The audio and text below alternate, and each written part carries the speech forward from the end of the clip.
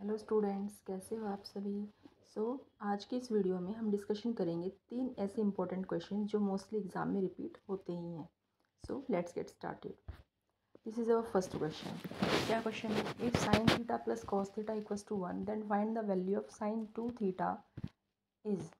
मतलब इस क्वेश्चन में आपको sine theta plus cos theta equals to 1 given है आपको, तो आपको फाइंड क्या करना है? Find the value of sine 2 theta की आपको वैल्यू फाइंड करनी है। सबसे पहले गिवन क्या सोल्यूशन देखिए आप, मैं उसको एक्सप्लेन करती जाऊंगी, आपको बहुत इजीली समझ में आ जाएगा। गिवन दैट सोल्यूशन आपको क्वेश्चन में गिवन क्या है? Sine theta plus cos theta equals to 1। We are squaring both side, हमने दोनों साइड स्क्वायर कर दिया। दोनों साइड स्क्वायर कर दिया तो हमने कौन सी आइडेंटिटी लगाई? A plus B whole square. क्या आइडेंटिटी होती है? A square plus B square plus 2ab। तो हमने ये वाली आइडेंटिटी लगा दी।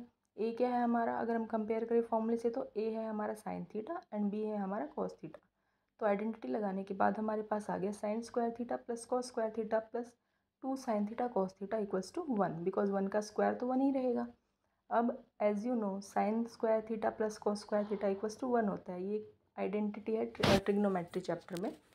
सो what you will get? You will get 1 plus 2 sine theta cos theta equals to 1। ठीक है, अब यहाँ से 1 से 1 कैंसिल हो गया, या फिर 1 उस साइड चला जाएगा और माइनस हो जाएगा, 0 आ जाएगा। तो आपके पास क्या बचा? Sine 2 sine theta cos theta equals to 0। अब आपके पास एक आइडेंटिटी और होती है 2 sine theta cos theta equals to sine 2 theta. तो हमने वाली आइडेंटिटी यूज़ की है।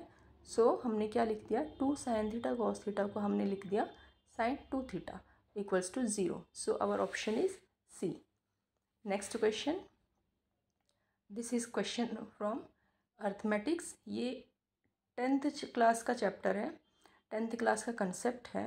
क्या क्वेश्चन है? 10 square plus 11 square plus 12 square up to 19 square is equals to. अब इस क्वेश्चन में क्या ट्रिक लगी है?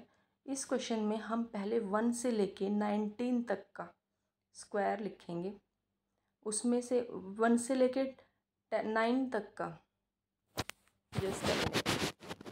यस, हम इसमें क्या करेंगे?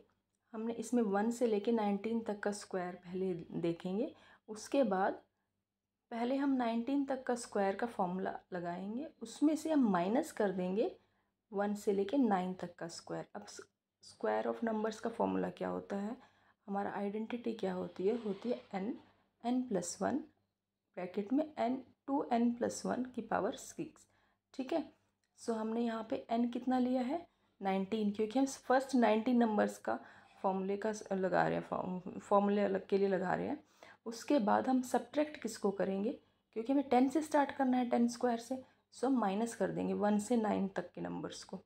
हमने यहाँ पर आइडेंटिटी लगाई है, as you can see on your screen, n+1 2n+1 upon 6 minus same identity, क्योंकि स्क्वायर के लिए यही आइडेंटिटी होती है, बट n की वैल्यू दोनों टाइम्स चेंज है। स्टार्टिंग में हम 19 ले रहे हैं क्योंकि हम शुरू के 19 का टर्म सम निकाल रहे हैं, बाद में हम 9 ले रहे हैं क्योंकि हम शुरू के 9 का सम निकाल रहे हैं, और दोनों को माइनस कर देंगे तो हमारा 10 से लेकर 19 तक का स्क्वायर आ जाएगा।